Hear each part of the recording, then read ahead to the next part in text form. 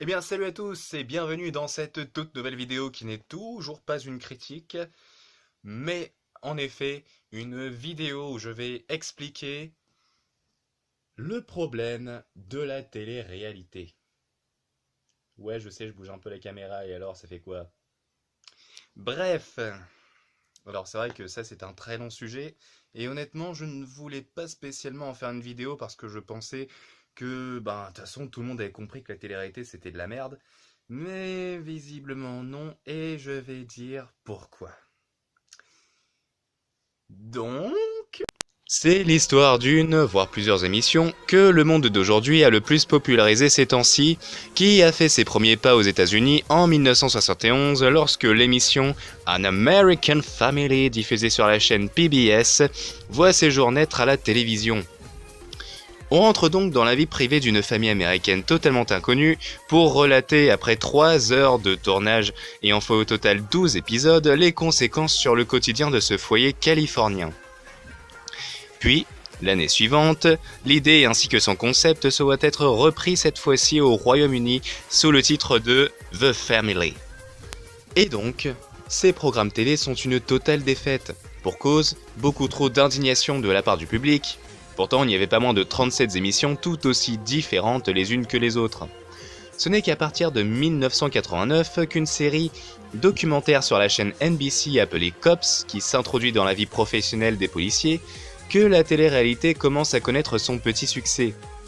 D'ailleurs, la télé-réalité Cops est connue comme étant la première émission de télé-réalité centrée sur les milieux professionnels à risque. Il faudra attendre jusqu'en 1990 pour voir émerger les reality shows ou télé-réalités en France, qui à leur tour ont eux aussi connu un franc succès. Mais je ne vais pas en parler car ça prendrait beaucoup trop de temps.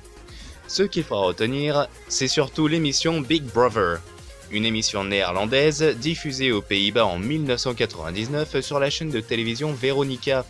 Le titre vient d'ailleurs d'un roman. Et dont l'émission avait comme but de réunir un groupe de personnes qui doivent vivre ensemble dans une maison filmée en continu par des caméras de télévision, et dont les candidats sont en compétition pour gagner une somme d'argent importante, et que donc c'est le public qui doit voter pour tel ou tel candidat, ce qui, vous l'aurez compris, aura inspiré les émissions que l'on connaît aujourd'hui telles que Secret Story, Dilemme, Les Anges, Les Ch'tis, etc. etc. Bon. Du coup, est-ce que l'apogée de ce phénomène mondial est une bonne chose? Est-ce que ces émissions sont aussi géniales qu'elles le prétendent? Est-ce qu'elles sont constructives, inspirantes, intéressantes? Non. Mais attendez au moins les arguments avant de juger si rapidement. Bon bref, personnellement je pense que chaque personne en a sa propre opinion. Énormément de gens disent que c'est nul, inutile, ennuyeux et que ça abrutisse plus qu'autre chose. C'est exactement ce que je pense. Bon, très bien, mais ce n'est pas le cas de tout le monde. Car en effet, même si certains en disent du mal, le reste en dit du bien. Et je pense que si la télé-réalité est aussi populaire qu'elle l'est aujourd'hui au point d'en être un immense succès, c'est qu'elle a réussi à gravir les échelons de manière colossale. Et ça, c'est dû au travail que les producteurs et réalisateurs de ces émissions ont fait. Et même si en effet les candidats deviennent par la suite des stars de la télé aussi célèbres que des acteurs tandis qu'ils ne font rien d'autre que se plaindre, se chamailler, pleurer, raconter leur vie dont on se fout éperdument et parler d'une manière totalement pas naturelle, tout ça en étant logés dans des endroits paradisiaques où seuls les riches peuvent se payer un tel luxe, ils ne font malgré tout que ce dont on leur demande de faire et pas plus. Car sachez-le non, mais la plupart de ces émissions sont très souvent scénarisées. Et ça n'a pas comme but d'apporter quoi que ce soit de positif ou négatif. Mais à quoi ça sert alors? Laisse-moi terminer. Bon, pour répondre à ta question, ça ne sert à rien d'autre que faire du simple divertissement façon série.